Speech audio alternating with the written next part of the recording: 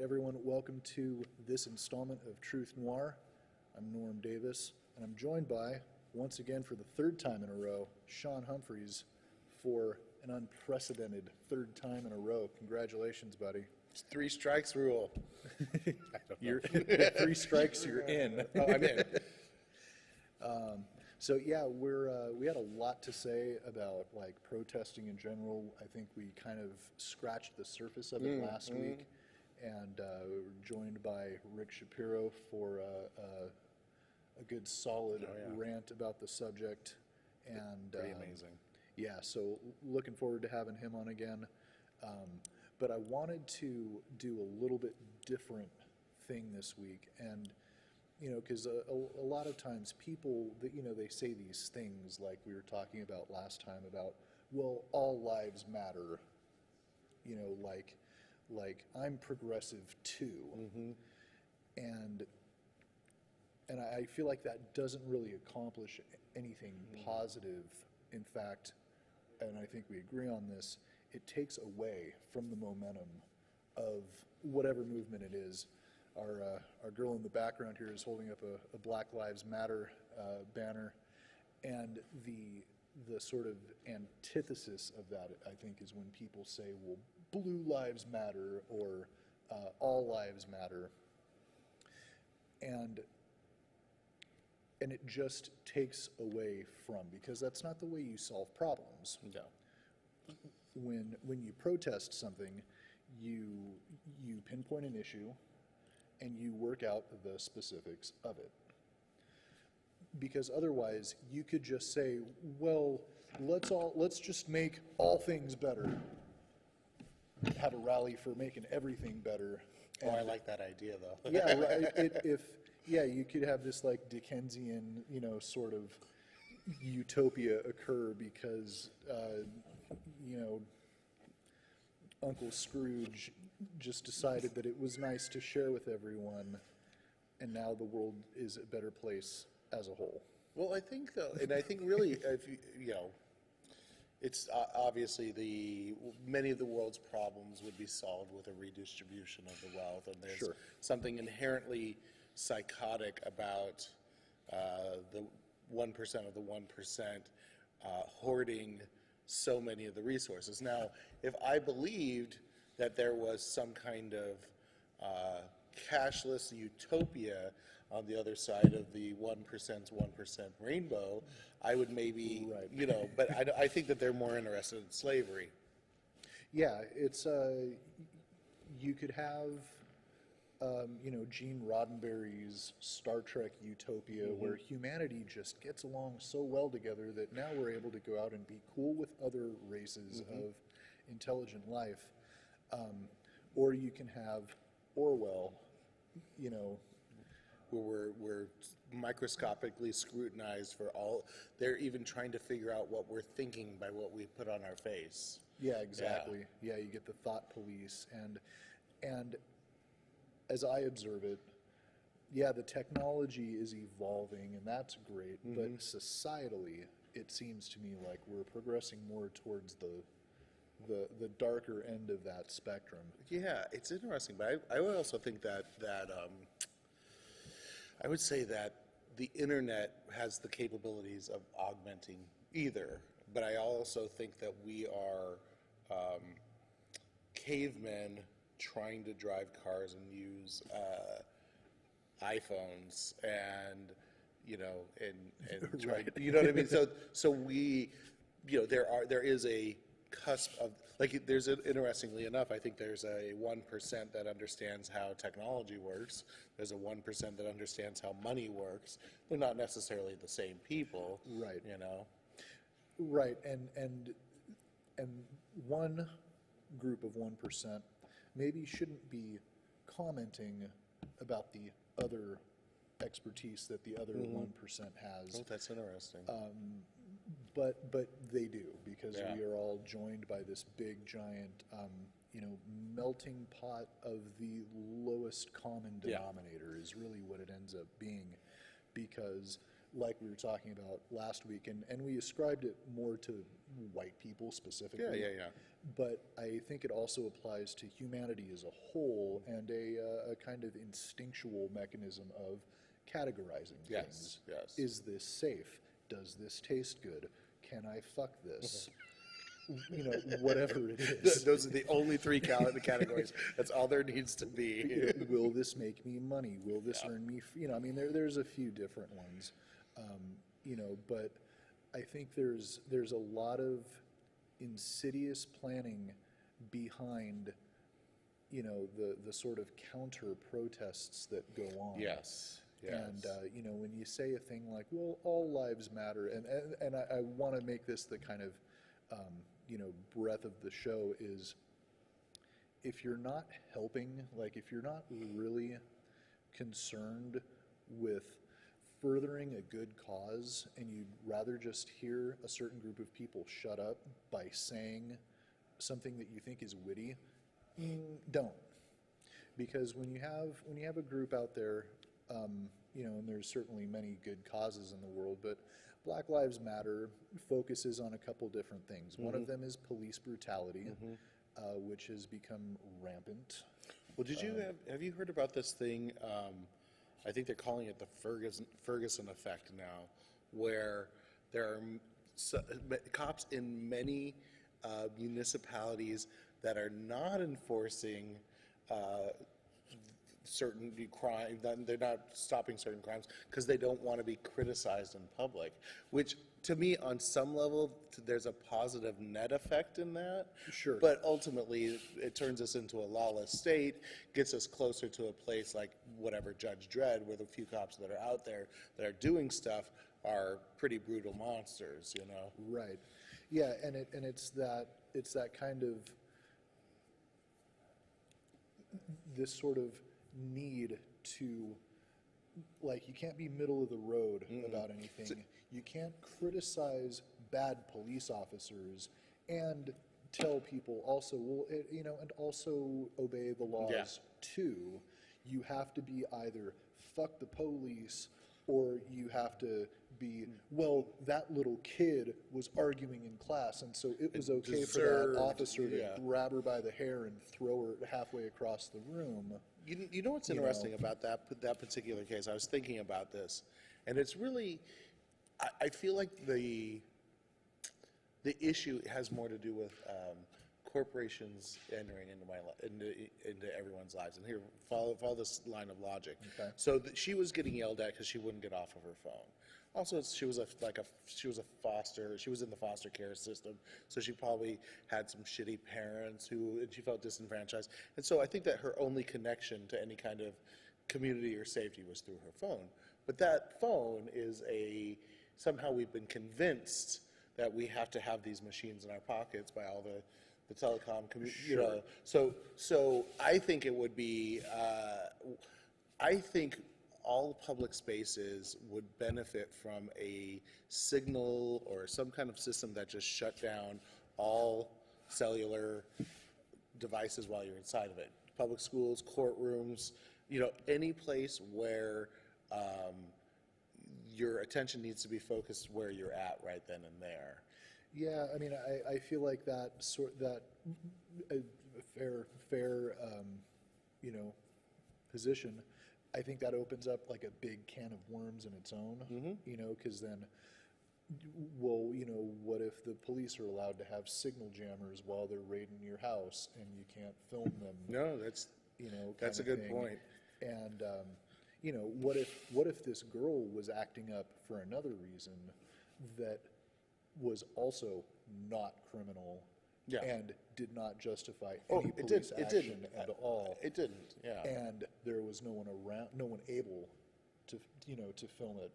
Yeah. Because then what would have of happened? these signal jams. So yeah, I mean, you know, but it's like, what do you do at a certain point? And it's like this. To me, I feel like it's so. Let's say the corporatization and the colonization of our consciousnesses by these companies. Very well put. Is so insidious that a person believes, and I think that rightly so, that they have an absolute right to be on their phone any fucking time they want. They're paying the bill, they own it, it's a form of communication. If we were able to communicate telepathically, would that girl have gotten tackled in Right. school for Yeah, exactly. commuting this is exactly what you're saying. It's Orwellian in the sense of like, oh, we want your attention on, and I think the creepiest part about it is the schools are not serving the children anyways. It's some kind of weird kind of conformity indoctrination. Yeah, well, and it also speaks to the,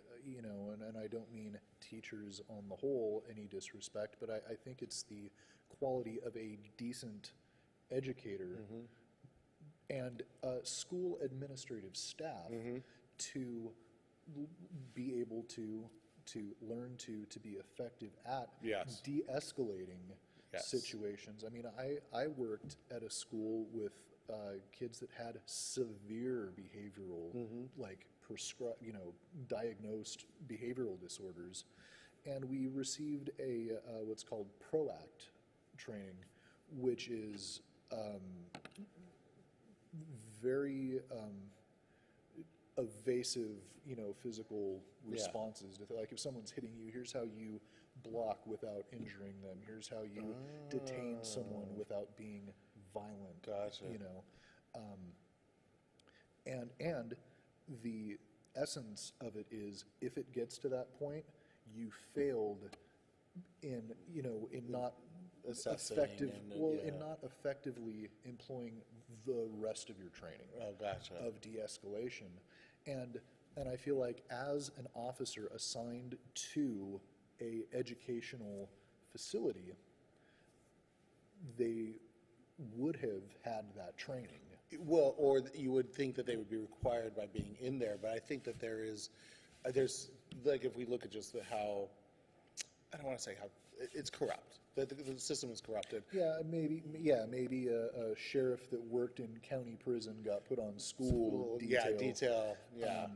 But either way, like there's a reason why that officer was fired and not put on paid vacation Yes. like they do with Because he didn't- others, because he didn't follow protocol and he wasn't effective at doing the thing he should have done first, which was de-escalate. Yeah. Yeah, I think there's also, like, when I think about the corporatization of, like, our culture, and the reason it's a problem is because they're mercenary. It's Right. not they don't care about right or wrong, good or bad, ethics, morality, progress. They're concerned about their shareholders. So the schools are losing their budgets year after year, and then there's the charter schools are getting more and more of their budget. True. And to me, it's this thing that was probably a really good idea in the beginning, public school in America. And I know when I was in school, it was decent. It wasn't great, but it did the job. Well, it was among the best in the world, and now it Yeah, in the 60s and statistically 70s. is not. Yeah, and I would say that is directly like Reagan era, defunding the public trust, and just slowly eroding. You had a time where you had real talent being drawn to the schools because it was a good government job that you could make a decent wage and have all the government perks. And in general, if you got in there and you were good at your job, you could have a career for life. Sure. Nowadays, it's like, oh, you want to make 20, 30 grand a year and guaranteed maybe, you got a BA, you could do it. Get in there. It's like it's... Right, yeah, and wages are stagnating, and they're finding ways to get rid of people just before they get to retirement age, so they got to start over from scratch somewhere else. I mean, it's a whole big problem, and people get affected by this in many different ways, and they get pissed off, and what do? They get so angry that they make a sign and they go stand in front of a building somewhere. Heck yeah. I mean, and that's a valid way to get things done.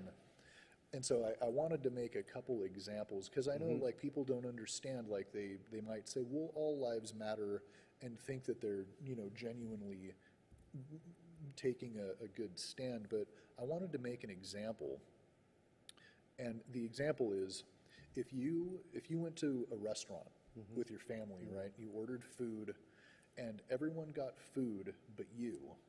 And you told the waiter, hey, I didn't get my food. And the waiter said, well, everyone should have food, and then walked away from you and did nothing. You still didn't get your food. But he was taking a stance. Yeah, he was taking, and it's hard to argue with him because technically what he said was correct. Yeah. Right? Everyone should have food. Like, what would you think of that waiter who interacted with you in that way when you were trying to accomplish something, was in a position to help spread your voice to the people in the kitchen that would be able to do something about it, but instead chose not to and just wanted to shut you up? See, it's frustrating. It's frustrating, but it's weird, like, because now I'm taking the let's take the restaurant, I want to dig deeper into the restaurant analogy, and if he had even, like, because I believe that education or information could be another way to move these protests, to invigorate them, to move them in a positive direction, is really through information and education. So if he said to me, it's in the kitchen, go get it yourself, you know, instead of said everybody should have food, he gave me some little bit of information or some education that would have made a difference to me. Then I could have gone and got my food myself. You see, like, so with the, like the Black Lives Matter, I feel like it's the education of the white masses that we're in a bubble of privilege, and we can never really understand the institutionalized racism and the slight ways, you know, just even if you just think of the generations of black men that have been put in jail since the 70s and 80s. Oh yeah, no, I mean, it is at least an attempt. I hope it hasn't been ultimately successful, but it's definitely been an attempt to destroy an entire culture within this country, and a number of them. Yeah. You know. Yeah. Well, you saw the house that I live in. Did you see that? It's about the drug war, and This is a documentary? Documentary. Eugene Gorecki produced it and directed it, but he basically outlines that each criminalization of each drug is linked to a specific minority. So marijuana is the Mexican, heroin is the Chinese, opium is the Chinese, cocaine is the blacks, meth is white trash. Right. So it's a way, but he was saying, like, it's not a one-to-one ratio, and nobody has that in their mind, but each one of those races become targeted and marginalized and more so than white people. White people can do as much heroin and opium as they want. They can smoke as much pot as they want, you know. But then when you get to meth, it's the poor white people that are going to suffer. It's not rich white guys, you know. Right. So it's a way of, he was saying that there's a way of systemically kind of eroding our ability to, you know, to have dominion over our bodies, to have money, you know, like all this stuff. Sure. But just to your point about, you know, I just lost it. I was trying to, I was almost there. Well, yeah, I mean, I'm just trying to, like, make examples of these kinds of things because you can, instead of getting annoyed and being like, well, just shut up, you know, which is basically what you're saying with these sort of counter protests. Yeah. You know, understand that the point is valid. Yeah. You know, and don't try to diminish it by saying something that you think is witty that you heard on Fox News and just repeat it like, you know, some kind of dumb animal. You know, and like I got plenty of examples. You know, like the restaurant is just one of them. You know, you made the point of, you know, if the waiter had said, "Your food's in the kitchen, go get it," and as far as like a, you know, a point of education, I agree with that.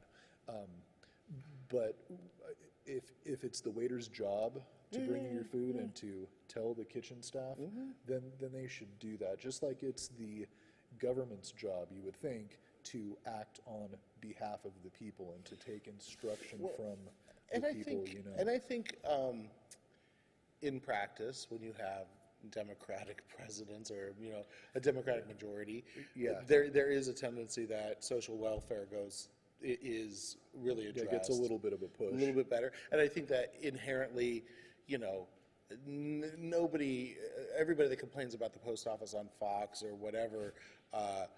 Doesn't realize that if they wanted to mail a letter in post office America, they got to go to fucking UPS or FedEx and pay $3 for the same package to get to the same place. And Right. and I think that they are merely looking for easy targets: post office, welfare recipients, minorities, Obamacare. Well, yeah, because those are the people that can't afford lawyers that actually know what they're talking about. Yeah. And yeah, it's also a good way to get affected people, Yes. like people that should be sticking up for that protester, Yeah. To basically cut each other's throats, because they don't realize that the person who is, at the environmental rally saying save the rainforest, he's not saying fuck all of the other forests, they don't matter. He's saying we got a big problem here. Let's get some people to help fix it. Like, that's how you solve problems. You get people that are passionate and knowledgeable about a specific problem, and then they go fix it.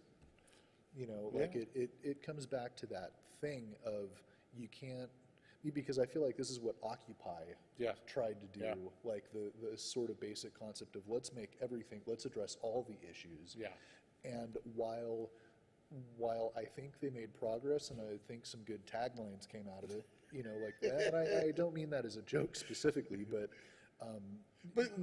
some good aphorisms that we can carry with us to help us guide us in the future. Yeah, absolutely. But it also suffered from the massive people influenced by the media, that whenever it was covered, they would find a person and they would say, well, so what's this all about? And they would be like, well, everything. Yeah.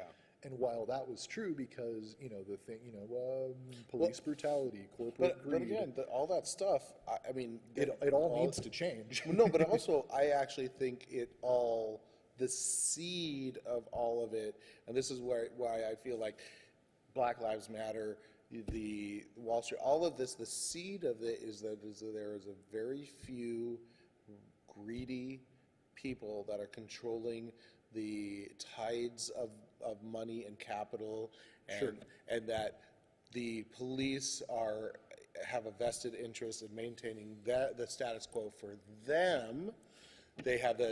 So this is combined with the idea that if you erode the bottom more, they become more desperate. They'll work for lower wages. Blah blah blah. It's a system that is so leveraged against. Right. I mean, if you don't have a lawyer, if you don't have an education, if you're unhealthy, if you're disenfranchised, if you are dumb, uneducated, any of those things are going to be potentially send you pick up a rifle and go shoot other people in that situation around the world. And, right. Well, and that's, I think what, I guess if the soapbox of this show is don't do that. Like, don't pick up the gun. Go, engage in, protest and tell people what you're thinking about, and just because you don't understand what someone else is protesting, because don't protest their protest. Yeah, because then you end up being you end up being like this piece of shit. Like, whoa, why don't you just go inside now? Yeah. And you end up like these fuck faces. Yeah. We haven't done a fuck face of the week in a while because I was, Well, I will. Can I suggest one? Sure. Who's that? The Westboro Baptist Church guy. The police union's lobby. You know what's going on? You know what's going on with Quentin Tarantino? Yeah. And for anyone who doesn't know, Quentin Tarantino recently was at a protest for, who was it specifically? Do you remember? Oh man, it was one of the guys in New York. It was either Eric Davis or Eric the Garner? other, huh? Eric Garner? Eric Garner, yeah. And Yeah. and the crux of what he said was that bad police officers, not all, bad police officers should be held accountable for the things that they've done.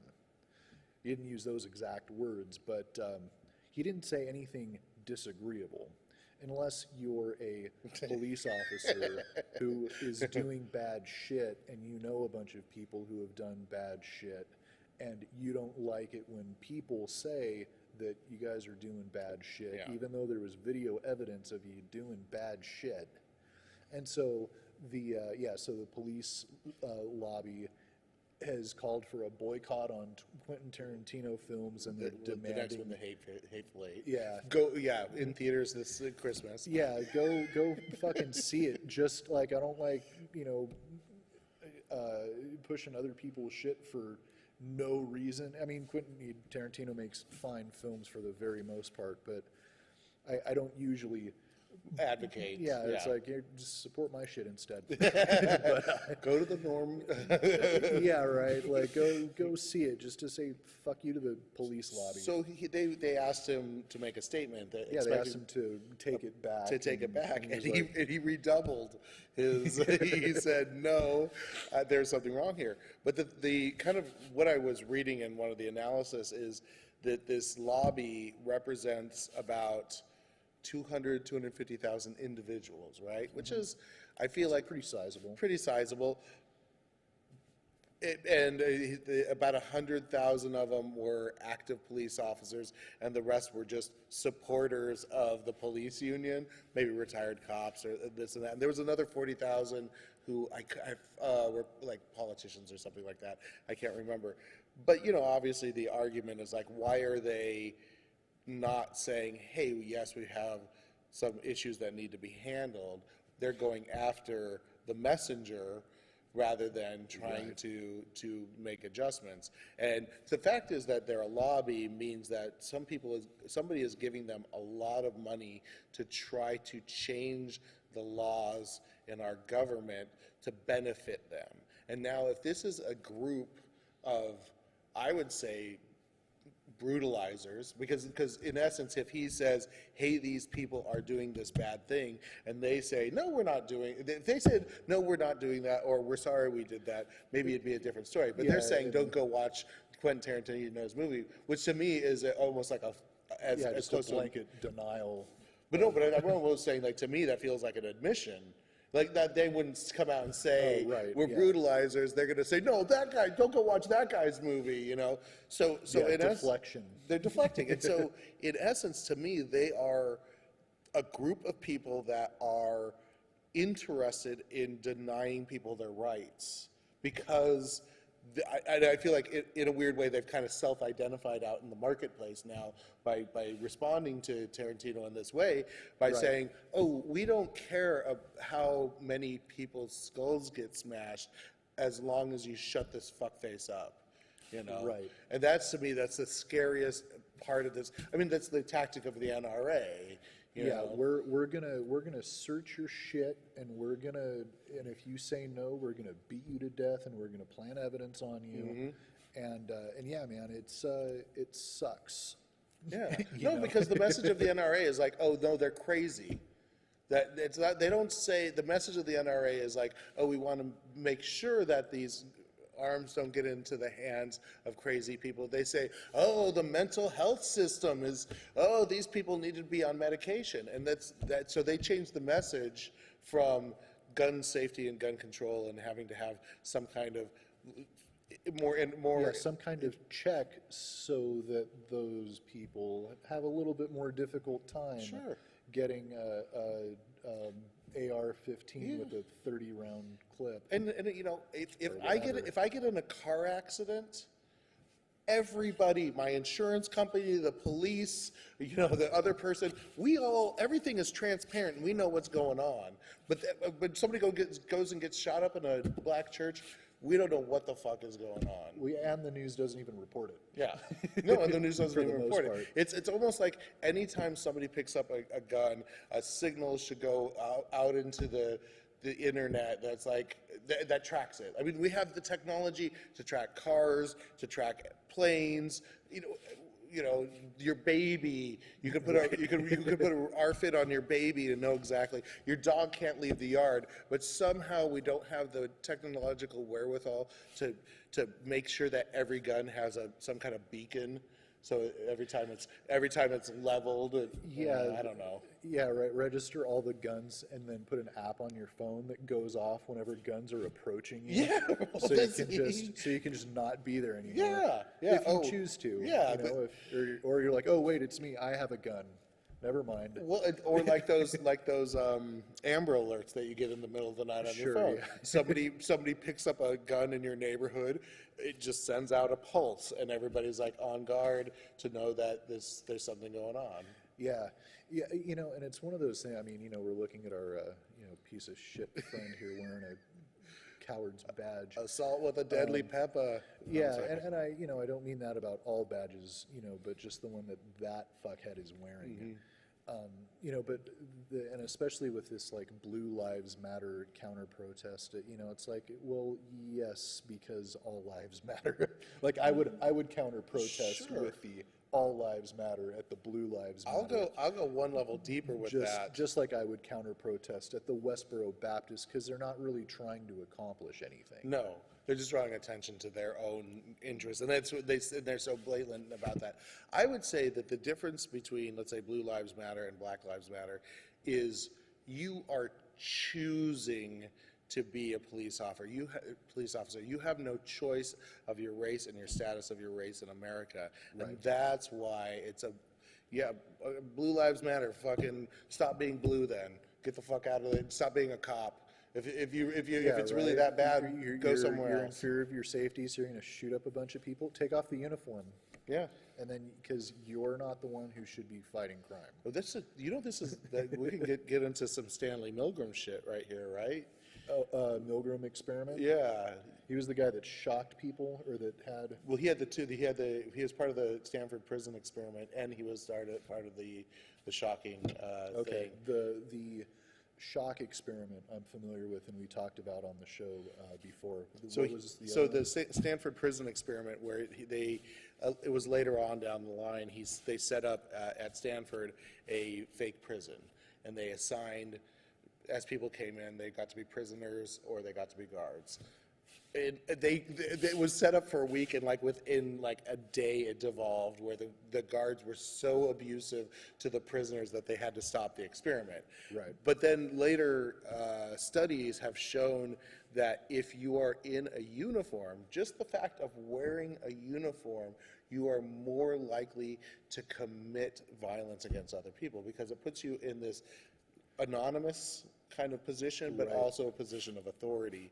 Right. So I think, and it probably, it's probably got to have some effect where it shrinks your dick a couple inches to help facilitate all of that. It's like, oh wait, oh man, now I got to buy a giant pickup truck. Well, I'll tell you this: I'm a volunteer.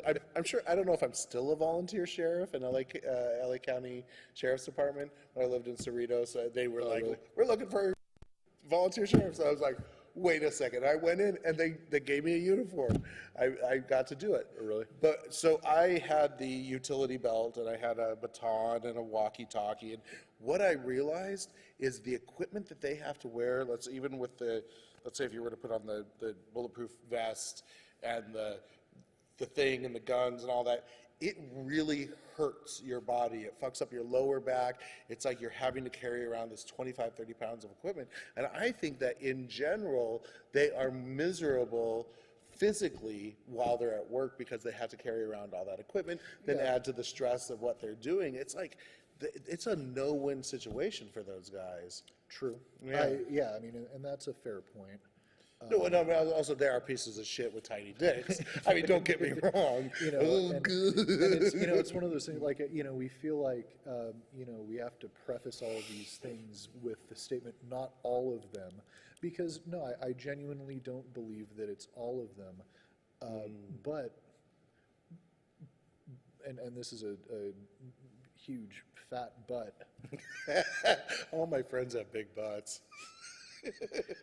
But I would say that it is the majority. Yeah. And the vast majority, because, and I'll say this, when you have, I don't know, let's call them firefighters. Okay, firefighters are also a group of uniformed people that are present in your town.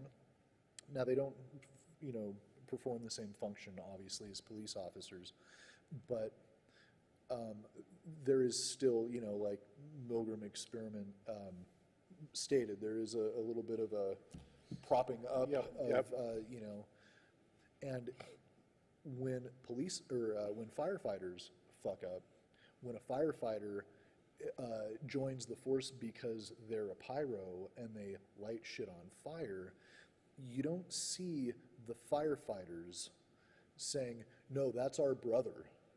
We need to put him on paid vacation. They say, no, that guy does not represent the ideals and the brotherhood that we have going on.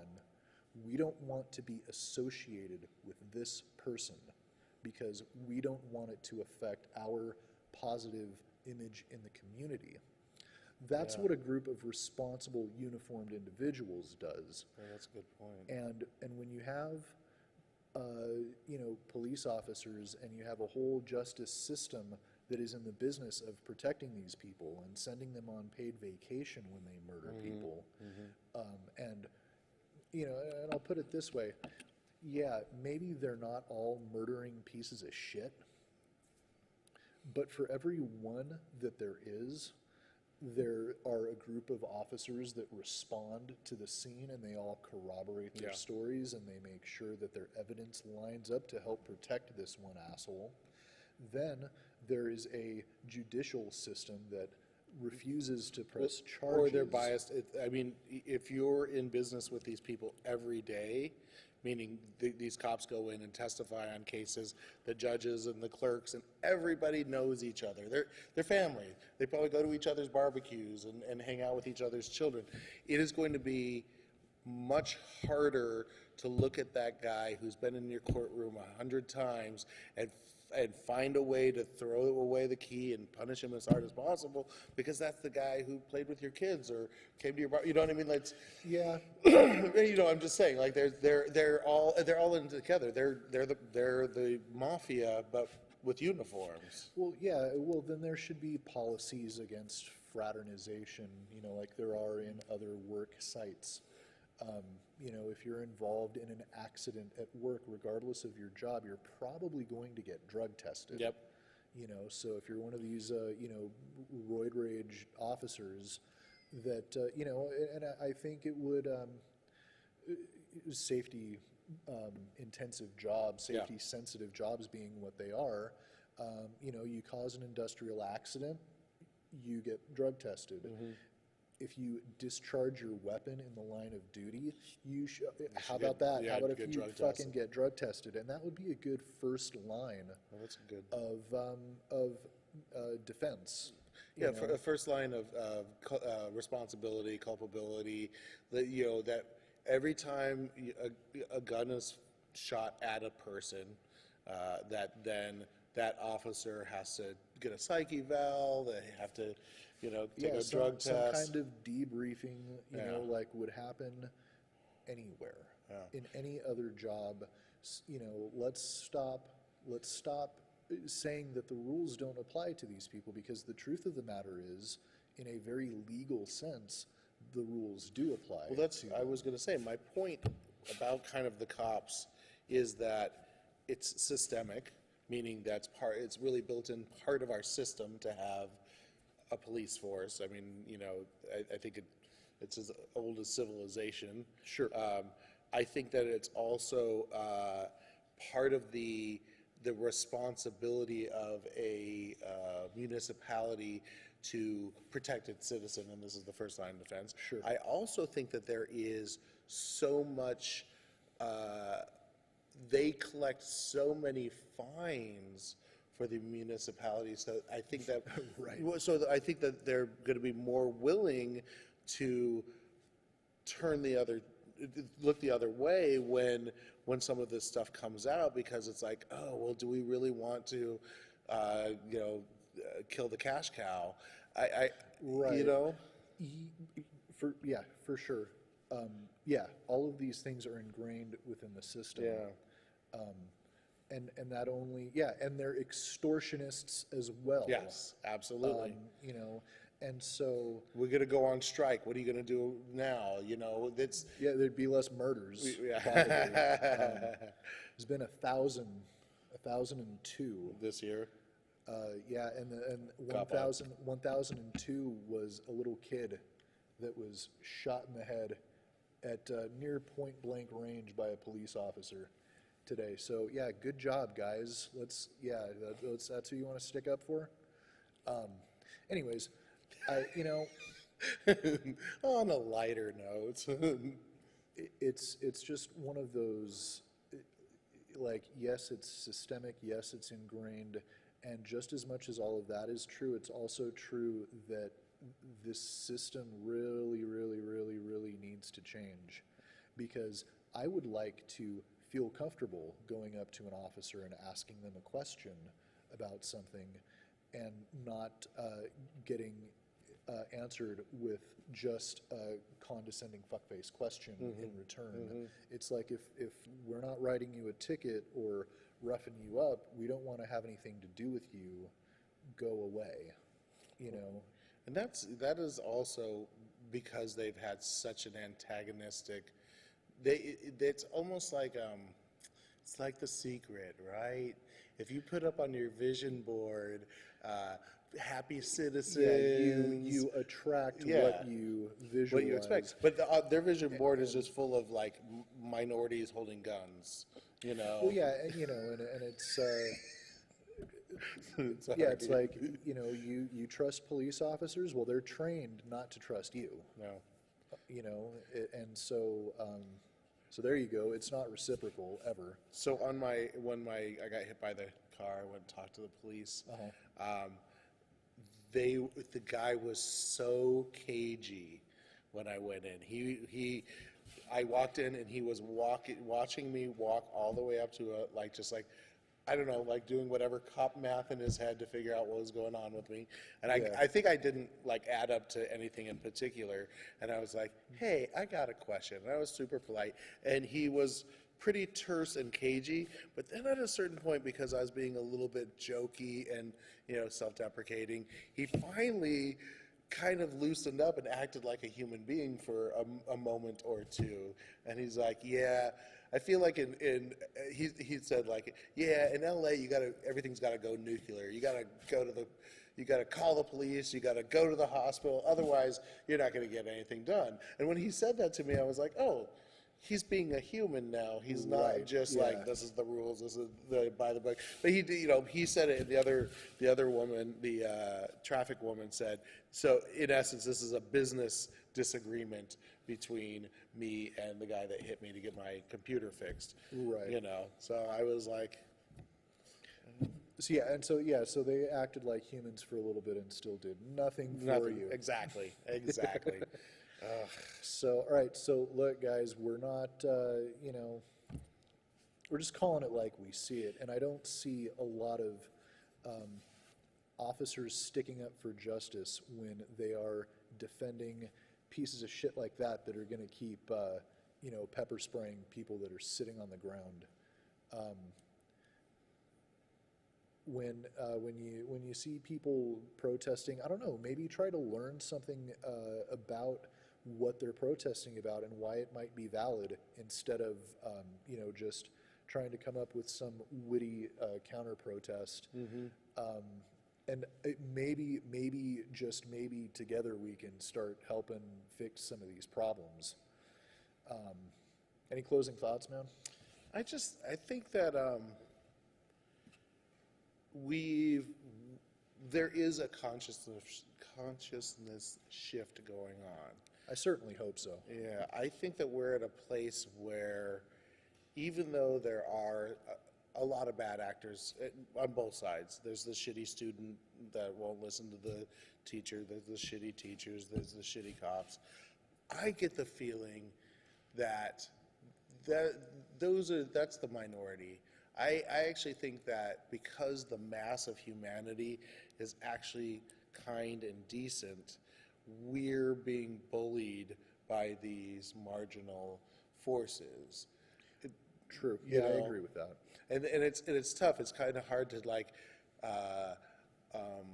with intention and with mindfulness. With your vision board. With your vision board to change the world in a positive way just by being a good, generous, warm, kind person, a person that gives other people the benefit of the doubt. I think it's very difficult to affect change that way, but I want to say it's the only weapon kind of that we have. Yeah, and it will happen slowly if more people in the silent majority start speaking up and actually start being active towards that end. Mm-hmm.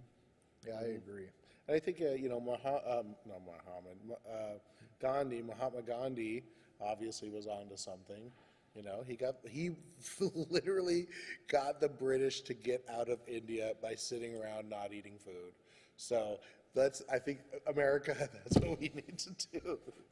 Just not And eat. it would solve the endemic obesity problem in our nation. Right? We need to be more like Gandhi. So, all right, you guys, we're getting to the end of our hour. Thanks for tuning in and fight the power, I guess. Just sit around the power. We'll just chill the power. We'll get together with you next week, and in the meantime, wherever you're going, get there safe. Take care.